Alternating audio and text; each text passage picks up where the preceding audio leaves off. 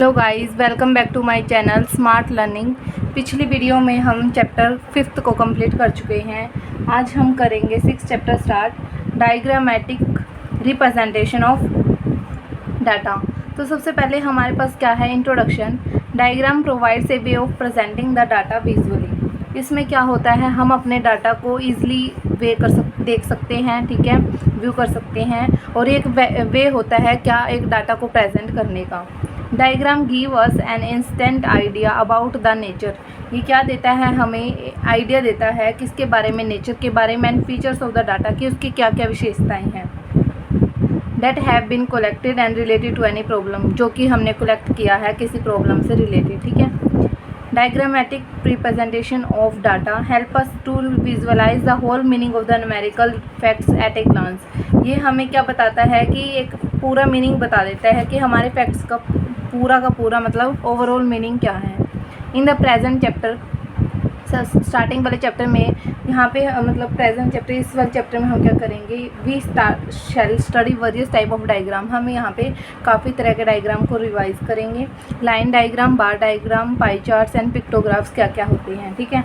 अब यहाँ पे सबसे पहले आता है objective of diagrammatic representation of the data, की डायग्राम के रूप में हम अपने डाटा को रिप्रेजेंट करते हैं तो उसके क्या क्या ऑब्जेक्टिव है, उसके क्या क्या उद्देश्य हैं। तो सबसे पहले है diagram make complex statistical data readily intelligible.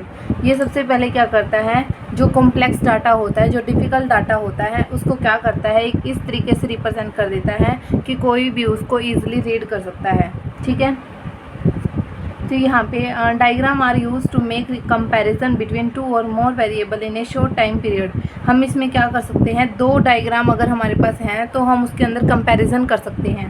Diagram are use to make comparison, क्या हो सकता है कि हम कंपैरिजन कर सकते हैं between two or more variable in a short period of time. थोड़े से टाइम में ही हम दो डायग्राम को ईजिली कंपेयर कर सकते हैं। थर्ड पॉइंट हमारे पास क्या है, diagram are most useful when it is required to get an approximate idea of the characteristics. ये कब यूज़फुल होता है, जब हमारे पास क्या होता है, अप्रोक्सीमेट आइडिया होता है of the characteristic feature of statistical data, ठीक है। ये सिर्फ वहाँ यूज़ होता है जैसे हमारे पास डाटा है और हमने क्या करना है, उसको डायग्राम के रूप में रिप्रेजेंट करके मतलब आगे इन्फॉर्मेशन सेंड करनी हो। By looking at diagram we can get a clear idea. अब जब हम डायग्राम को देखेंगे तो हमारे पास एक क्लियर आइडिया होगा कि ये हमें बताना क्या चाह रहा है, diagram of the variable in the value of the variable, ठीक है। हमारे पास क्या होगा, एक क्लियर आइडिया होगा उस डायग्राम को देखने के बाद। अब यहाँ पे क्या है, utility of diagrammatic representation of the data की यूटिलिटी क्या क्या है इसकी। The usefulness of the diagram must be clear from the point given below, कि यहाँ पे काफ़ी सारे पॉइंट्स हमें दिए हैं। Diagram provide a way of presenting the data. ये क्या प्रोवाइड करता है, एक वे प्रोवाइड करता है किस चीज़ का, डाटा को प्रेजेंट करने का visually, so as to bring out the salient feature of statistical data, जो कि क्या करता है, जो हमारे स्टैटिस्टिकल डाटा के फीचर्स को कंटेन किए हुए होता है। Much knowledge and qualification is not required to understand the diagram. यहाँ पे हमारे पास काफ़ी सारे नॉलेज होने की ज़रूरत नहीं है। ऐसा नहीं है कि हमें बिल्कुल क्वालिफाइड होने की ज़रूरत है। यहाँ पे हम क्या कर सकते हैं, थोड़ी सी नॉलेज के साथ ही हम इस डायग्राम, किसी भी डायग्राम को समझ सकते हैं। Much knowledge and qualification is not required, ठीक है। Diagram create on the mind of a observer a long lasting impression. अब हम किसी भी डायग्राम को, जब किसी भी पिक्चर को देखते हैं तो वो हमारे दिमाग में ज़्यादा दिनों तक रहती है एज़ कम्पेयर टू हम किसी पैराग्राफ को पढ़े, ठीक है। तो यहाँ पे भी ऐसे ही है, डायग्राम क्रिएट क्या करता है, ऑन द माइंड के ऊपर ऑफ एन ऑब्जर्वर, जो ऑब्जर्व कर रहा है उस पेंटिंग को, ड्राइंग को या फिर डायग्राम को, ए लॉन्ग लास्टिंग इम्प्रेशन, एक इम्प्रेशन छोड़ देता है उसके दिमाग पे, of the relative magnitude of the numerical values which can be easily remembered. और ये क्या हो सकता है, ईजिली रिमेंबर किया जा सकता है। Diagram are attractive to look and draw the attention of the observer. Diagram क्या होते हैं, अट्रैक्टिव होते हैं और ऑब्जर्वर की जो अटेंशन है उसको आसानी से अपनी तरफ अट्रैक्ट कर लेता है ये, ठीक है। Diagram save time and labour. Diagram की हेल्प से क्या होता है, हमारा एक तो टाइम बचता है क्योंकि हम इजीली इस डाटा को समझ सकते हैं कि वो बताना क्या चाह रहा है, ठीक है। एक हमारी लेबर बचेगी। Diagram give bird's eye view to whole mass of the statistical data which can be collected about any problem। यहाँ पे क्या होता है, ये हमें एक आई व्यू देता है, मतलब हम जब देख लेते हैं इसको तो ये हमारे दिमाग में बैठ जाता है। इसकी वजह से क्या होता है, हम किसी भी प्रॉब्लम का सॉल्यूशन कलेक्ट मतलब ले सकते हैं। Limitation of diagrammatic representation of the data. अब हमने क्या पढ़ लिया, ऑब्जेक्टिव पढ़ लिया, फिर उसके बाद इसकी यूटिलिटी भी पढ़ ली। अब क्या आती है हमारे पास, लिमिटेशन। ठीक है, limitation of diagrammatic representation of data में सबसे पहला पॉइंट क्या है, diagram provides only an approximate ideas. ये क्या करता है, सिर्फ अप्रोक्सीमेट आइडिया प्रोवाइड करता है, मतलब हमें एक्चुअल डाटा हमें प्रोवाइड नहीं करता है ये। Such where greater accuracy is needed, जहाँ पे हमारे पास ज़्यादा एक्यूरेसी की ज़रूरत होगी। Diagrams will not be suitable, ये डायग्राम वहाँ पर सूटेबल नहीं होंगे। मतलब जहाँ पर अप्रोक्सीमेट आइडिया चाहिए हमें, सिर्फ वहाँ पर हम इस मेथड को अप्लाई कर सकते हैं, डायग्राम वाले मेथड को, अदरवाइज़ हमें कोई और मेथड अप्लाई करना पड़ेगा। Diagram can not show as many fact as statistical data table can do. Diagram से हम ऐसे काफ़ी सारे फैक्ट्स को मतलब ये नहीं दिखाता है जो कि एक टेबल दिखा सकती है। 2 or more dimensional diagram are difficult to understand. अगर हमारे पास 2 या 2 से ज़्यादा डायमेंशन की डायग्राम आती है तो उसको डिफ़िकल्ट होता है समझने में। It is very difficult to show the minor difference through diagram. यहाँ पे छोटे छोटे डिफरेंसेस को दिखाना पॉसिबल नहीं होता है डायग्राम की हेल्प से। तो ये भी हमारे लिए क्या है, एक लिमिटेशन है, क्योंकि जो माइनर डिफरेंसेस होंगे हम उसको इग्नोर करते चलेंगे और बाद में फिर वो क्या करती है, एक मेजर प्रॉब्लम खड़ी कर देती है। The main utility of diagram is that comparison is possible. यहाँ पे क्या है, कंपैरिजन पॉसिबल होता है। It is not to be used when comparison is either not possible और not necessary.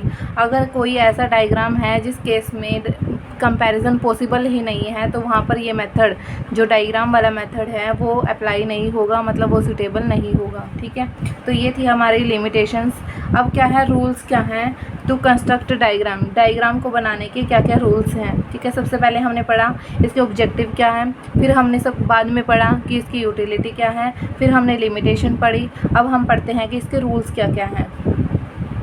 There should be a proper heading for every diagram. यहाँ पे क्या होने चाहिए, जो भी हम डायग्राम बना रहे हैं उसकी प्रॉपर हेडिंग होनी चाहिए कि किस चीज़ के बारे में हम इसको बना रहे हैं। हेडिंग क्या होनी चाहिए, बिल्कुल सिंपल होनी चाहिए ताकि एक ही वर्ड में बंदा समझ जाए कि हम दिखाना क्या चाह रहे हैं। क्लियर होना चाहिए, precise, self explanatory. Self explanatory क्या होता है, मतलब मीनिंग, जो वर्ड हम लिखेंगे एक, वो खुद से बोले कि मेरा मतलब ये है। ठीक है, अब यहाँ पे क्या है, the size of the diagram should be according to the space available. अगर हमारे पास इतना स्पेस अवेलेबल है तो इसी के अकॉर्डिंग हमारे पास क्या होना चाहिए, वो डायग्राम, मतलब उसी तरीके से वो मैनेज होना चाहिए। The size of the diagram should be neither too large not to be small.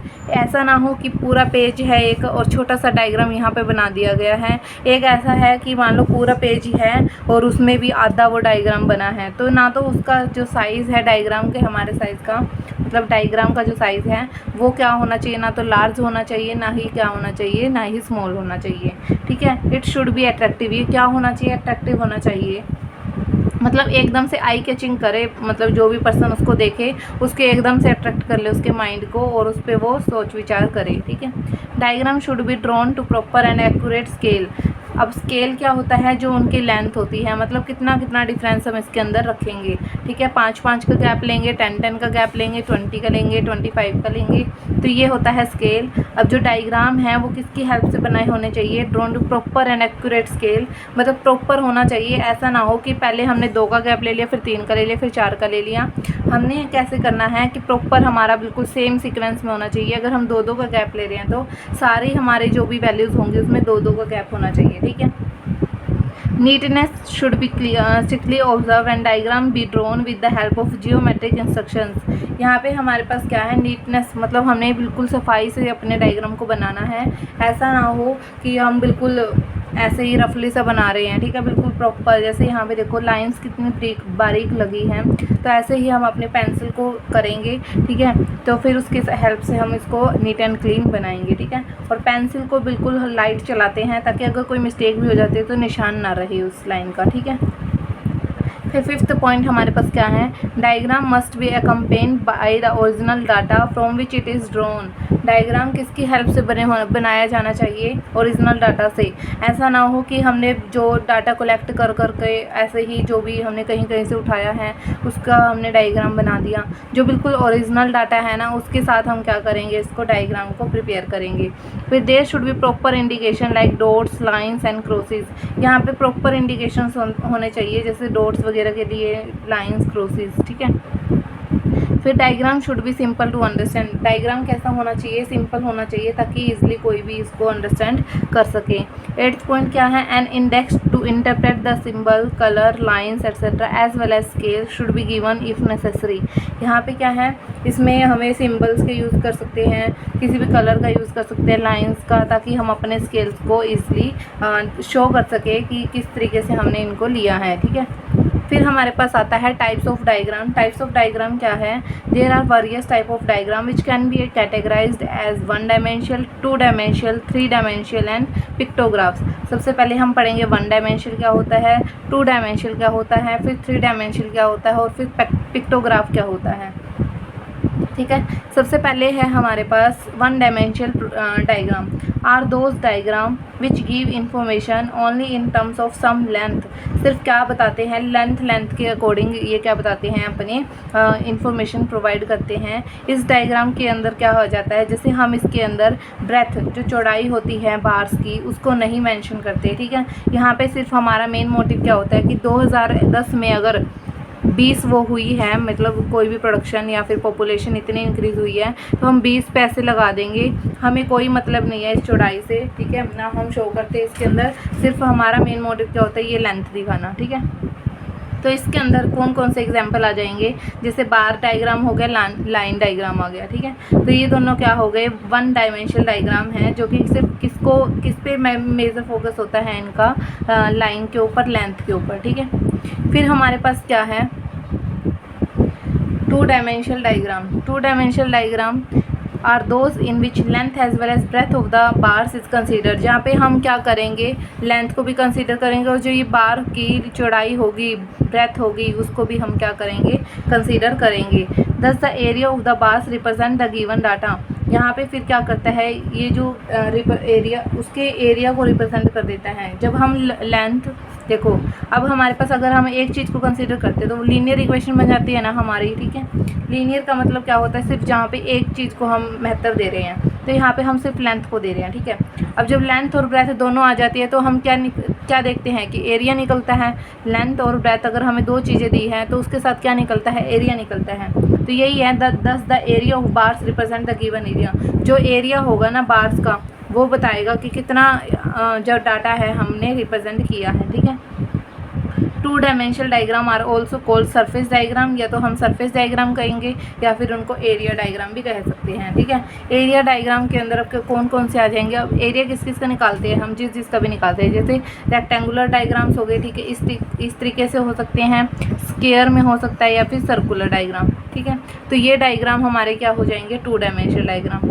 3 dimensional diagram में क्या है, also known as volume diagram. इसको हम क्या बोलते हैं, वॉल्यूम, क्योंकि 3 डायमेंशन जहाँ आ जाती है, मतलब लेंथ, ब्रेथ और हाइट, तो जहाँ पे आ जाती है हम वहाँ पर वॉल्यूम निकालते हैं। तो ये किसके नाम से जाना जा सकता है, वॉल्यूम डायग्राम। इसके अंदर जैसे रेक्टेंगल, स्क्वायर और सर्कुलर था, वहाँ यहाँ पे क्या आ जाएगा, क्यूब, सिलेंडर, स्फीयर, ठीक है, जिनका हम क्या निकाल सकते हैं, वॉल्यूम निकाल सकते हैं। In such diagram 3 things namely length, width and height have to be taken into account, कि हम इन तीनों चीज़ों को महत्व देते हैं। If cube are used then the side of cube must be proportional to cube root of magnitude to be रिप्रेजेंटेड। अगर हम क्यूब को यूज़ कर रहे हैं तो जो क्यूब की साइड है वो किसके प्रोपोर्शन होगी, cube root of the magnitude of to be represented, उसके क्यूब रूट के। तो यहाँ पे पिक्टोग्राफ क्या है, अब pictograph are the diagram in which the data is represented using picture symbol. Picture symbol की हेल्प से हम क्या कर सकते हैं, इसको रिप्रेजेंट करते हैं, तो उसको हम क्या बोलते हैं, पिक्टोग्राफ्स, ठीक है। अब यहाँ पे इसको पढ़ लेते हैं, लाइन ग्राफ क्या होता है। A line diagram is diagram in which the data is represented in the form of line. जहाँ पे हम अपने डाटा को लाइन की फॉर्म में रिप्रेजेंट करते हैं उसको हम क्या बोलते हैं, line diagram. The length of each line is proportional to value its represent. जो हमारी लेंथ होगी लाइंस की वो किसके प्रोपोर्शन होगी, वैल्यू टू जो भी इन्होंने वैल्यू रिप्रेजेंट की है। If the method of constructing A line diagram is illustrated in the following example. जो मेथड है वो इस एग्जांपल की हेल्प से हमें बताया गया है। अब यहाँ पे फर्स्ट एग्जांपल हम करते हैं स्टार्ट। साथ में हमारी थ्योरी चल रही है और साथ में क्वेश्चन भी चलते रहेंगे जो बीच में आते जाएंगे, ठीक है। Marks of 10 student of a class are given below, represent them by a line diagram. यहाँ पे 10 स्टूडेंट्स हैं हमारे पास, ठीक है, और उनके मार्क्स गिवन हैं। अब मैंने स्केल बताया था कि उनके बीच का गैप जितना हम लेंगे, तो हम यहाँ पे दो एक्सिस होते हैं, एक हॉरिजॉन्टल एक वर्टिकल। तो हॉरिजॉन्टल एक्सिस पे मैंने क्या ले लिया, स्टूडेंट्स के नंबर, और वर्टिकल पे हमने मतलब वाई एक्सिस पे हमने क्या ले लिया, इनके मार्क्स, ठीक है।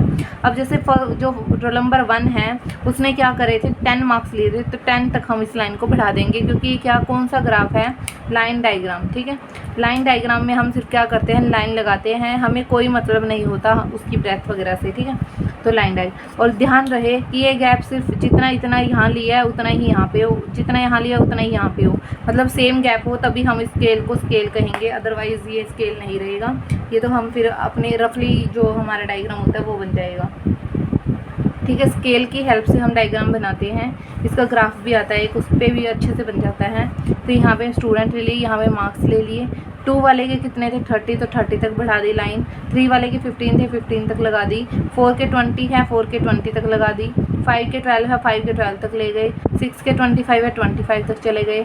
7 के 5 है, 7 के 5 तक चले गए। 8 के 15 तक। 9 के 20 है, 20 तक ले लिया। 10 को 16 तक ले लिया, ठीक है। ये हमारा क्या हो जाएगा, लाइन डायग्राम। अब हमने लाइन लिख दी, line diagram showing marks of different student in given below, कि ये क्या दिखा रहा है, मार्क्स दिखा रहा है किनके, स्टूडेंट्स के, ठीक है। यहाँ लिख दो स्केल क्या कितना ले रहे हो, यहाँ तो 1-1 सेंटीमीटर का ले रहे हो और यहाँ पे 5 मार्क्स का ले रहे हो, तो इसका मतलब क्या है, 1 सेंटीमीटर किसके बराबर है, 5 मार्क्स के, ठीक है। अब यहाँ पे बार डायग्राम क्या होता है, ये लाइन डायग्राम तो हमारा हो गया। बार डायग्राम में क्या होता है, जो भी हमारा डाटा होता है वो बार के इसमें रिप्रेजेंट किया जाता है। A bar diagram is a diagram in which data is represented in the form of bars.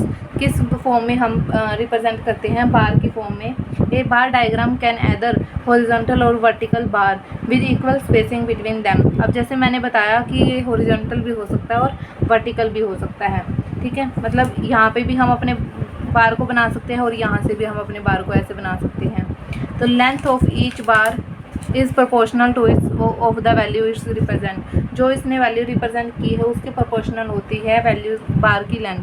The width of the bar does not convey any meaning. अब जैसे लाइन तो लाइन होगी सिंपल, लेकिन बार में हम इस टाइप से बनाते हैं, इसमें विथ तो आ गई, लेकिन विथ का कोई मतलब नहीं है कि ये क्या मतलब, ठीक है। तो यहाँ पे विथ का कोई मतलब नहीं होता। The width of bar does not convey any message या फिर मीनिंग, कोई भी मीनिंग कन्वे नहीं करती। It taken according to our convenience. यहाँ पे सिर्फ हम अपने कन्वीनियंस के हिसाब से कि हमने अपना जो डाटा है ये किस तरीके से लेना है। अगर 1921 इस तरीके से लेते हैं तो स्पेस ये ज़्यादा लेगा, 1921 ऐसे लिखेंगे अगर हम, ठीक है। तो यहाँ तक का ऐसे ग्राफ भी बना सकते हैं, थोड़ा स्पेस छोड़ के फिर ऐसे, थोड़ा स्पेस छोड़ के ऐसे, जितना हमने स्पेस छोड़ना है हम छोड़ सकते हैं। बट ध्यान रहे कि जो स्पेस छोड़ोगे फर्स्ट में उतना ही स्पेस हम छोड़ते चलेंगे, ताकि ये हमारा क्या बने, अट्रैक्टिव बने। हम पढ़ के आए थे ना यहाँ पे कि अट्रैक्टिव होना चाहिए हमारा, ठीक है। Each bar represent only one value of numerical data. हर एक बार क्या करेगा, सिर्फ एक वैल्यू उसको रिप्रेजेंट करेगा। जैसे 1921 का है, ये क्या रिप्रेजेंट करा है कि 251 यहाँ पर हमारे पास क्या थी, पॉपुलेशन थी, वो भी किस में, मिलियंस में, ठीक है। तो ये सिर्फ एक डाटा को बता रहा है ना, तो यहाँ पे भी यही है कि only one values will be represented, so there are as many bars as the number of value in numerical data. यहाँ पे हमारे पास कितने बार्स बनेंगे, जितने हमारे पास न्यूमेरिकल डाटा की वैल्यूज़ होंगी, ठीक है। तो ये हमारे पास क्या था, बार डायग्राम। अब बार डायग्राम कंस्ट्रक्ट कैसे किया जाता है ये भी सीख लेते हैं, ठीक है। फिर जो बाकी का यहाँ पे हमारे आ जाएंगे, फिर सिंपल बार से लेके आगे का हम नेक्स्ट वीडियो में करेंगे, ठीक है guys. Construction of bar diagram, यहाँ पे कंस्ट्रक्शन ऑफ बार डायग्राम में क्या है, to draw a bar diagram. एक बार डायग्राम को ड्रॉ करने के लिए we draw two mutual perpendicular lines. Two mutual क्या होती है, म्यूचुअल का मतलब है कि दोनों ही लाइन एक दूसरे के क्या है, परपेंडिकुलर हैं। यहाँ से ले लो या फिर यहाँ से ले लो, दोनों ही लाइंस क्या रहेंगी, एक दूसरे के परपेंडिकुलर, उसको बोलते हैं mutually. The horizontal line is called x axis, horizontal line को हम क्या कह देंगे एक्स एक्सिस, वर्टिकल लाइन को हम क्या बोल देंगे वाई एक्सिस, ठीक है। If the bar are drawn on a horizontal line, अगर हमने बार अपना हॉरिजॉन्टल लाइन पे ऐसे बनाना है तो जो हमारा स्केल ऑफ हाइट ऑफ ए बार है, मतलब जो भी हमने मार्क्स वगैरह या फिर कुछ भी हाइट वगैरह जो भी दिखानी है हम कहाँ दिखाएंगे, on Y axis. If the bars are drawn on a vertical line, जब हमने वर्टिकल लाइन पे अगर ऐसे ड्रॉ करने हैं अपने ग्राफ तो क्या करेंगे, जो scale of height of bars हैं वो हम किस पे दिखाएंगे, एक्स एक्सिस पे, ठीक है। इसके अंदर हम शेडेड यूज़ कर सकते हैं, कलर यूज़ कर सकते हैं, हैचड यूज़ कर सकते हैं, मतलब कोई भी ड्राइंग कर सकते हैं बीच में, ठीक है। तो ये था हमारा कंस्ट्रक्शन। कैसे करते हैं, दो म्यूचुअल परपेंडिकुलर लाइन लगती है पहले, हॉरिजॉन्टल एक्सिस और वर्टिकल एक्सिस बोलते हैं उनको। हॉरिजॉन्टल एक्सिस को हम एक्स एक्सिस बोलते हैं और वर्टिकल लाइन को हम वाई एक्सिस बोलते हैं। यहाँ पे हम दोनों तरीके से बार बना सकते हैं, हॉरिजॉन्टल बनाना है हॉरिजॉन्टल बना लो, वर्टिकल बनाना है तो वर्टिकल बना सकते हैं, ठीक है। अब यहाँ पे जब हम बार डायग्राम को बनाते हैं, ड्रॉ करते हैं, तो हमें काफ़ी सारे पॉइंट्स क्या रखने पड़ते हैं, ध्यान में रखने पड़ते हैं, ठीक है। तो सबसे पहला पॉइंट हमारे पास क्या है, it must be clearly mention in both the axis as to what is being represented. दोनों एक्सिस पे हमने क्या दिखाना है कि ये दिखाना है कि हम इस वाले एक्सिस पे क्या रिप्रेजेंट कर रहे हैं, इस वाले एक्सिस पे हम क्या रिप्रेजेंट कर रहे हैं। फॉर एग्जांपल जैसे ये हॉरिजॉन्टल लाइन है, हमने यहाँ लिख दिया ईयर्स की, जो ये 1921 है 1931 है, ये किस चीज़ को दिखा रहा है, ईयर्स को दिखा रहा है। यहाँ पे जो हमने नंबर्स लिखे हैं वहाँ लिख दिया पॉपुलेशन, मतलब ये किस चीज़ को दिखा रही है, पॉपुलेशन को दिखा रही है। यहाँ इस ईयर्स में इतनी पॉपुलेशन थी, इस ईयर में इतनी पॉपुलेशन थी, ठीक है, इस टाइप से। तो ये वही है, it must be clear message on both the axis as to what is being represented, कि दोनों एक्सिस पे ये मेंशन होना चाहिए कि वो क्या रिप्रेजेंट करना चाहता है। फिर हमारे पास सेकंड पॉइंट क्या है, the width of the bar has no significance, मतलब हमें इसकी चौड़ाई से कोई मतलब नहीं है, ठीक है। In fact the bar are made of equal width only for the representation of become more eye catching. हम सब बस क्या चाहते हैं कि जो हमारा बार बनेगा वो क्या हो कि सेम इक्वल डिस्टेंस हो उनके बीच का, ताकि वो क्या बन जाए, आई कैचिंग बन जाए। अगर मान लो मैं किसी, जैसे यहाँ पे हम एग्जांपल ले लेते हैं, ये बार है हमारा, मैंने यहाँ इतना ले लिया, फिर यहाँ इतना ले लिया, फिर यहाँ इतना ले लिया, फिर यहाँ पे यहाँ बना दिया, ठीक है। तो क्या होगा, ये अच्छा लग रहा है कोई, मतलब नहीं लगेगा ना। आई कैचिंग कब बनेगा, मतलब अगर यहाँ ऐसे हो तो ये ऐसे अजीब सा लग रहा है बिल्कुल गैप। अगर हम सेम गैप का रखें, जैसे यहाँ बना दिया, फिर यहाँ बना दिया, फिर यहाँ बना दिया, फिर यहाँ बना दिया, ये थोड़ा अच्छा लगता है क्योंकि सेम गैप है इनके अंदर, ठीक है। तो यहाँ पे भी सेम इस चीज़ का ध्यान रखना है हमने कि जो विथ है हमें उससे कोई मतलब नहीं है, वो कोई मैसेज कन्वे नहीं करती। बट क्या होता है कि हमें अपना जो विथ का जो गैप है वो सेम रखना होता है, ताकि वो क्या बन जाए, अट्रैक्टिव बन जाए। The gap between the bar should be uniform through out. अब यही बात आ गई, जो गैप है किसके बीच में, बार्स के बीच में, वो भी क्या होना चाहिए, यूनिफॉर्म होना चाहिए। जैसे इसकी चौड़ाई है जो, ये तो होनी ही चाहिए सेम, साथ में जो ये गैप है ना इन दोनों के बीच का, वो भी क्या होना चाहिए, सारे जो बार्स है उसके अंदर सेम होना चाहिए, ठीक है। बार्स में भी आइदर हॉरिजॉन्टल और वर्टिकल, बार है जो वो हॉरिजॉन्टल भी बन सकता है और वर्टिकल भी बन सकता है, ठीक है। Vertical bar are preferred, vertical bar जो प्रेफर्ड क्यों किया जाता है, because they give better look, क्योंकि वो क्या देते हैं, एक अच्छी लुक देते हैं। जैसे यहाँ पे बनेगा तो ये ऐसे बनेगा तो अच्छी लुक देता है वो, ठीक है। Choose a suitable scale for determining the height length of the bars. अब हमने जो सुटेबल हमने क्या कर दिया, स्केल सेलेक्ट कर लिया। जैसे यहाँ पे 251 से स्टार्ट थी हमारी, लेकिन हमने क्या करा, 50-50 का गैप रखने के लिए 50, फिर 150, फिर 250, 350, ठीक है। इस तरीके से हमने पहले 100 तक का। यहाँ पे हमारे पास क्या, हमारा 1921, 1931 ऐसे से, ठीक है। तो हमने 1 सेंटीमीटर का लिया है यहाँ पे, और यहाँ मतलब और यहाँ पे आ जाएगा हमारे पास 100 मिलियन, ठीक है। यहाँ पे 100 मिलियन का गैप ले रखा है और यहाँ पे 1 सेंटीमीटर का, ठीक है। भी 1 सेंटीमीटर जो स्केल की होगी वो किसके बराबर है, 100 मिलियन के। In case of large quantities the length of bar is scale down. जो लार्ज क्वान्टिटीज़ है उसमें हम क्या कर देंगे, लेंथ ले लेंगे डाउन, ठीक है। Bar diagram are used mostly to depict data in discrete way, these are accurate and most make comparison of variable very convenient. ये क्या करते हैं, कंपैरिजन करने में और एक्यूरेट रिजल्ट देने में हेल्पफुल होते हैं। By bar diagrams we can easily compare the different quantities. Bar diagram के हेल्प से हम काफ़ी सारे डिफरेंट क्वांटिटीज़ ऑफ डाटा को ईजिली कंपेयर कर सकते हैं and the same quantity at different times, और किसी भी टाइम इसको कंपेयर कर सकते हैं। ठीक है, तो ये थी हमारी थ्योरी एंड एक एग्जांपल। बाकी का जो हमारा एग्जांपल्स हैं वो हम अगली नेक्स्ट वीडियो में करेंगे। ठीक है guys, thank you for watching my video.